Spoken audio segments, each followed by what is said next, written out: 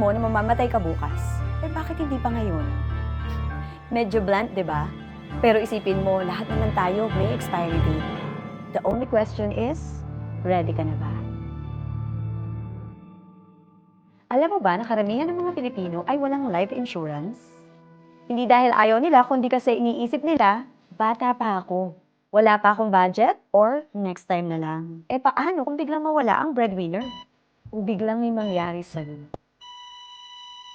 Ayon sa studies, 8 out of 10 Filipino families experience financial hardship when a loved one dies without life insurance.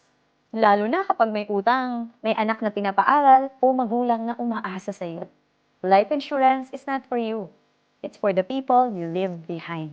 Para may pambayad sa bills, tuition, or pambili ng pagkain. Hindi sila mahihirapan kung wala ka na. And that's where life insurance comes in. May mga plans na abot kaya, nasa 1,500, 3,000 pesos. Kayang-kaya mo na to. Gusto mo ng 3 times pwede makaklaim for a critical illness kung dumating man yung cancer, stroke, or heart disease? 1 million per claim. May life insurance na kasama plus waiver of premiums pa. At ang maganda pa dito, kung hindi ka nag-claim ng any major critical illness, meron itong 100% money back guarantee. Ibabalik sa'yo lahat ng binayad mo. Walang tapon. Ito ang FWD, Set for Health.